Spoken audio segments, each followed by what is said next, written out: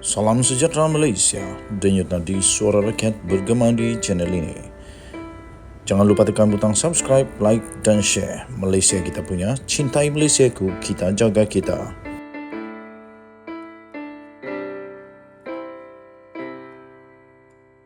Salam sejahtera Malaysia, denyut nadi suara rakyat bergema di channel ini. Tuan-tuan dan puan-puan yang dihormati sekalian, setelah Parlimen dibuka, banyaklah pendedahan-pendedahan terbaru yang mengejutkan seluruh Malaysia.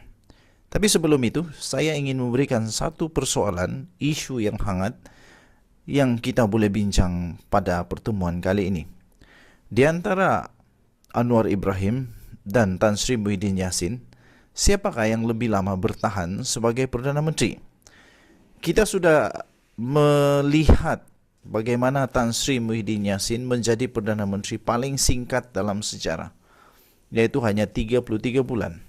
Di dalam 33 bulan itu, Tan Sri Muhyiddin Yassin dikatakan menjadi Perdana Menteri paling teruk dalam sejarah Malaysia menurut penganalisis politik yang ada di Malaysia. Manakala penganalisis politik juga memberikan rating yang agak menarik kepada Anwar Ibrahim yang baru saja menghampiri 3 bulan menjadi Perdana Menteri, tetapi sudah pun melakukan hampir sama dengan apa yang dilakukan oleh kerajaan 33 bulan tersebut di bawah pentadbiran Tan Sri Muhyiddin Yassin. Tuan-tuan dan puan yang dihormati sekalian, di dalam Parlimen yang baru saja dibuka, Tan Sri Muhyiddin Yassin mendakwa Anwar Ibrahim telah membuat fitnah kepada dirinya. Tetapi pada hari ini kita mengetahui bahawa kemarin telah dikeluarkan laporan mengatakan bahawa Tan Sri Muhyiddin Yassin memang sudah disiasat, dipanggil, diambil keterangan oleh SPRM.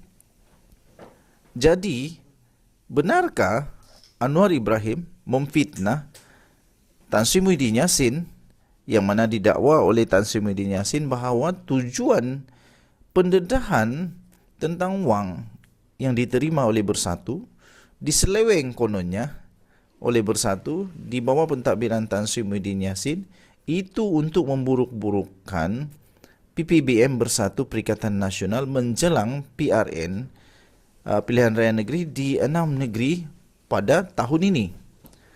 Tetapi kemudiannya Tan Sri Muhyiddin Yassin di dalam ucapannya, di dalam hujahnya di Dewan Rakyat itu mengatakan, wallahi saya tidak menerima 1 sen pun wang ataupun tidak makan 1 sen pun wang rakyat. Of course, memanglah. Tetapi yang perlu diterangkan oleh Tan Sri Muhyiddin Yassin ialah wang 300 juta ringgit itu yang ada di dalam akaun Bersatu. Harus diingat lagi bahawa sekiranya Tan Sri Muhyiddin Yassin menafikan itu, persoalannya ialah bagaimana SPRM mempunyai kuasa untuk mendapat kuasa untuk membekukan akaun Bersatu kalau tidak ada kes. Takkanlah SPRM berani dan diberi kuasa oleh mahkamah untuk membekukan akaun Bersatu kalau tidak ada kes. Harus diingat lagi satu perkara, iaitu bagaimana selepas Perdana Menteri Datuk Seri Anwar Ibrahim dan bekas Perdana Menteri Abah Kau selepas beliau berjaya menjadi Perdana Menteri yang disebut sebagai Perdana Menteri tebuk atap. Waktu itulah penganalisis politik, pemerhati politik, pengkritik politik menggelar beliau Perdana Menteri tebuk atap.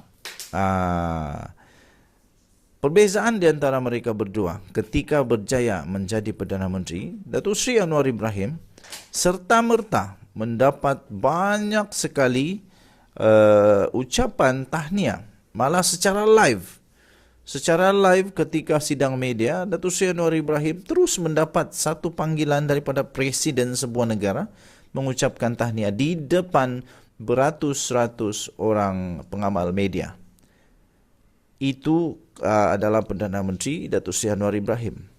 Pada ketika Tan Sri Muhyiddin Yassin menjadi Perdana Menteri, siapa yang ucap tahniah kepada dia?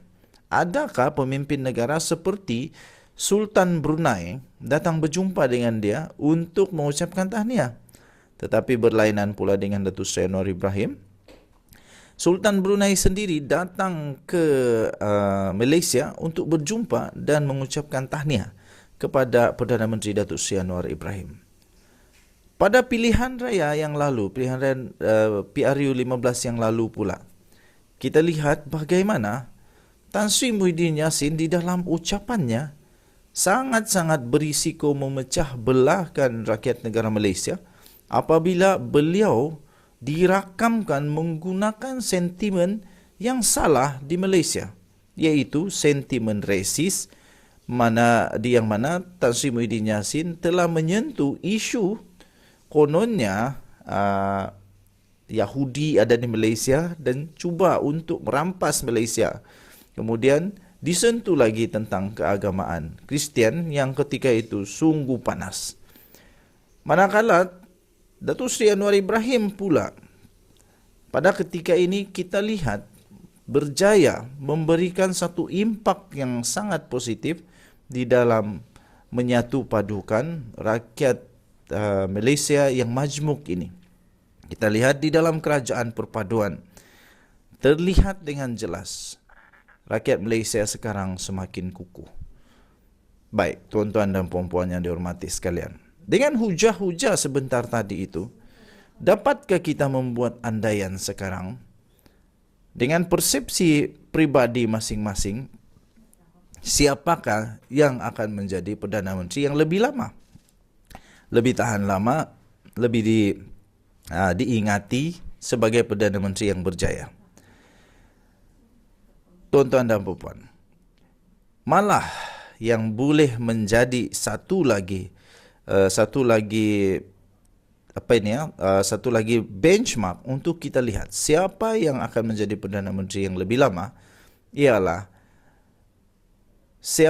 bagaimana mereka mendapat sokongan.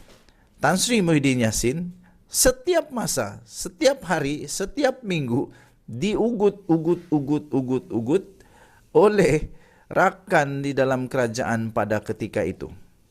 Hampir setiap hari Tan Sri Muhyiddin Yassin, saya fikir tak boleh tidur malam kerana ada saja risiko daripada rakan kerajaan sendiri di dalam kerajaan Perikatan Nasional itu sendiri.